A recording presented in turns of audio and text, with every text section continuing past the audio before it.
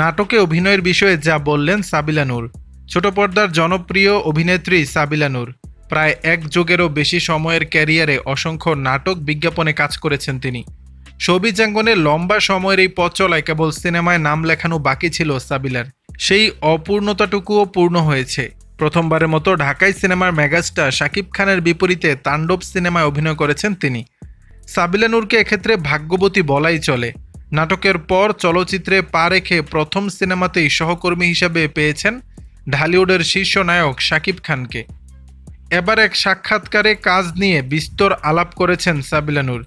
সাক্ষাৎকারে তিনি বলেন, আমি ছোট পর্দায় শেষ 2 বছর সেভাবে নিয়মিত কাজ করছি না, কারণ ভালো কন্টেন্টের কাজ করার একটা ইচ্ছা থেকে বেছে বেছে কাজ করছি। ছোট পর্দায় আবার কবে দেখা যাবে এমন প্রশ্নের জবাবে তিনি বলেন, এটা নিয়ে আপাতত এখনও ভাবছি না, কারণ আমার চিন্তা হচ্ছে ভালো কাজ করা, ভালো মানের কাজ করা।